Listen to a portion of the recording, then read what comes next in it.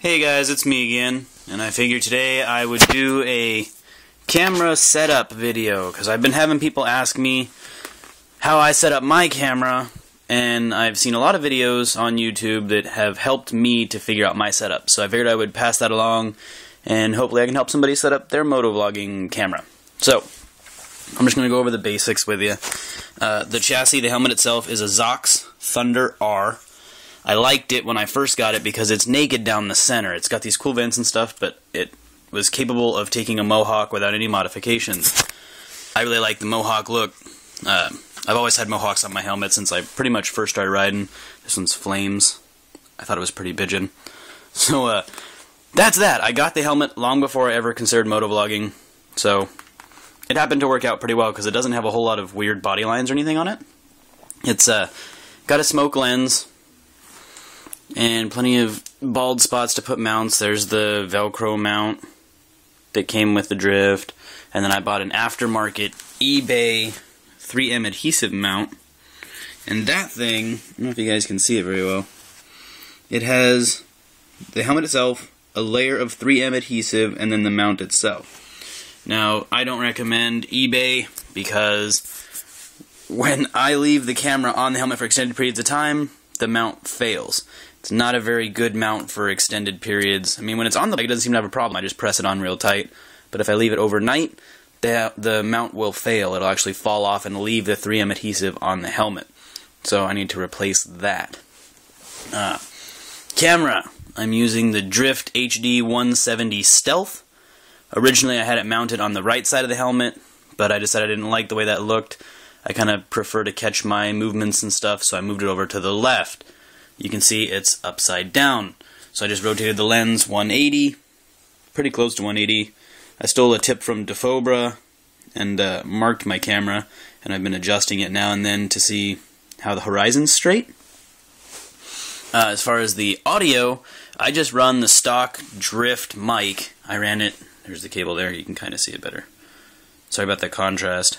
And it just runs straight down underneath the helmet. It's usually a little tighter than that. There we go. And then it runs along the edge of the helmet and into the front wind curtain. I just put that on there with a twist tie. And the Drift mic picks up a lot of noise, and it comes in from the end of the mic. It's not a directional mic, it just comes in from the tip. So I wrapped it with a lens cleaning cloth to kind of buffer some of the sound, and then I put a windsock over it. Now when I got it, it didn't have the windsock anymore, that had disappeared. So I just stole one off a mic that my brother had sitting in his bedroom. But you can get these windsocks at like Radio Shack and Best Buy. You know, anywhere that's got audio devices, they'll have that stuff for you. Another cool feature of this helmet, I put a quick release on it. I have seen arguments both for and against these. I personally really like it. It allows me to get my helmet on and off relatively quickly when I'm mounting up with groups and stuff. It is a lot easier to work with gloves on. So I prefer it. They are supposed to be DOT, they meet or exceed the DOT requirements for helmet retainer systems, so I've stuck with this one for the past few years. I've never had a problem with it coming loose, never had a problem where it failed in a crash. I have actually crashed with one of these, and it held the helmet on just fine, so I vouch for them. But again, it's a personal thing. It's totally aside from the camera setup, so if you have questions, PM me about that. As far as getting the horizon straight, Toast to Go was the best tutorial I saw on how to get good, clear aiming. So what you do is you open up your lens like this, and if you look on the inside of your lens, on your helmet, there's an edge here. That's the top of your vision. What you do, oops, my Velcro's sticking to my blanket here, is when you have the camera sitting on the helmet, you just kind of line it up with this line to get straight field of vision. Now mine points a little bit further south because I wanted you guys to be able to see my hand gestures and all that stuff when I'm on the road. So you don't see quite as much of the horizon, but you do see a lot more of my movements and what's going on closer to me. So that's how I do it. A little shout out to nickname and no squidding there. Anyway, quick video. I'm just going to cut this off at like 5 minutes so you guys have some idea of how to set up a motovlogging camera.